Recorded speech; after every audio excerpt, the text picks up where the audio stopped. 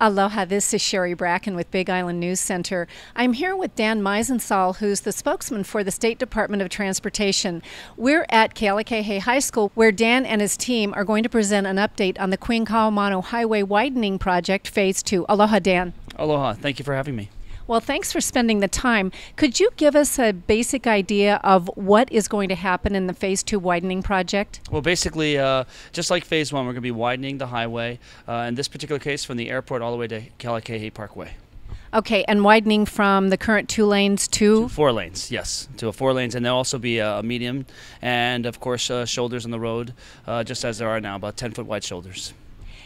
There have been some delays in starting this. What's your current estimated start date for this project? Right now we're looking at the beginning of 2012. There are some issues that we still have to work out, that we're still working through right now, and so we're hopeful that we can start at that time.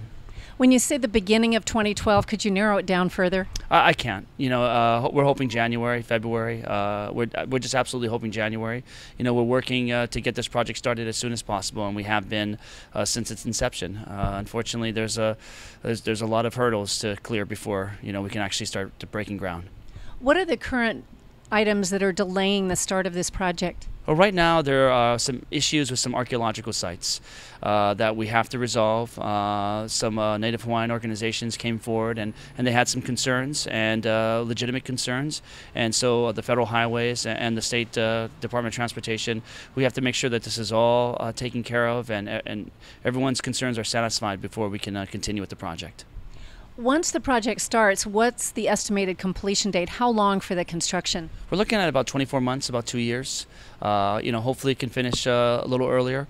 And as soon as it's done, I think the people of Kona and the entire island will really enjoy the highway. Now, who's the contractor and who's going to be involved with this? This is Goodfellow Brothers, who is doing this contract. The first phase was Hawaiian dredging. Goodfellow's won the bid for this one, which is actually part of the delay process as well. When Goodfellow's was originally awarded this contract back in 2008, it went under protest, and you know how it is. Once you get lawyers involved, it definitely prolongs the process. So we didn't get that whole situation straightened out till 2010, and now we're hoping that we can proceed shortly. One of the issues that came up during the widening of Phase 1 was that once it started, there were unexpected delays. The contractor pulled people off the job for a while. There were redos of parts of the project. What steps are you taking to ensure that once this project starts, it continues?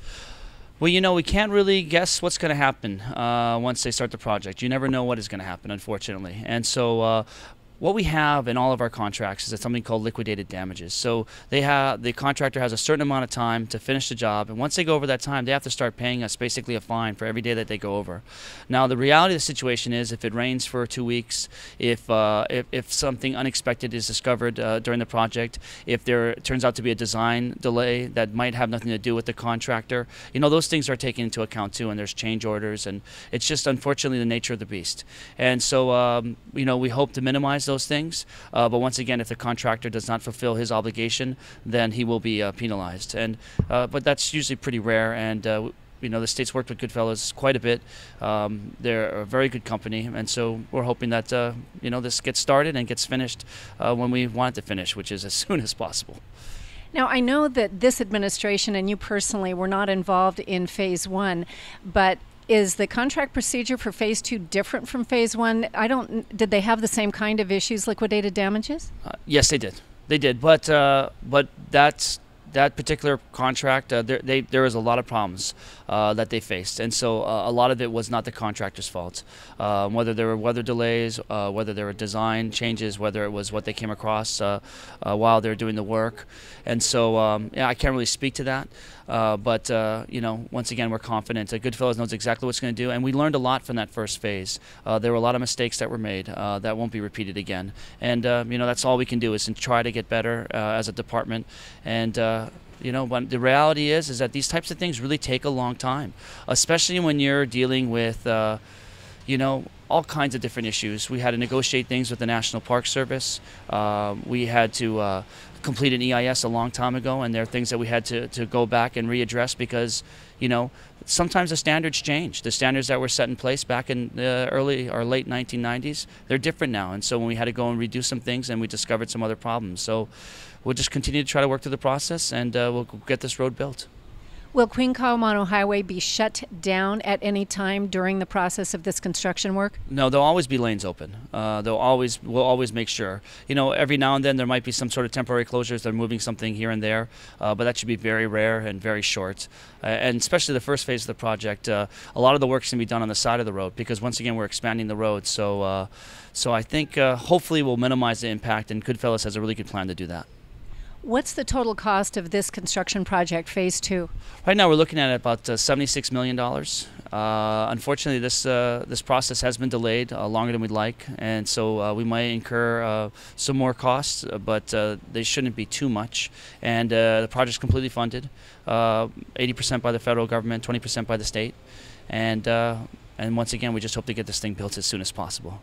Any final comments? Anything else the public needs to know? No, we know this has been a really long process. People have been waiting for this for over 10 years now. And we appreciate your patience and we understand your frustration. And we'll get through this and we'll get on to the next project. And there's a number of projects that the DOT and Federal Highways is undertaking on the Big Island right now. They're needed projects. The county needs the jobs. We need to get this work done. And so I guess all I can say is just mahalo for your patience. Thank you so much, Dan Meisensall. My pleasure. Thank you. This is Sherry Bracken with Big Island News Center. We've been talking with Dan Meisensall, State Department of Transportation, about the Queen Kaumano Highway Widening Project Phase 2. Aloha.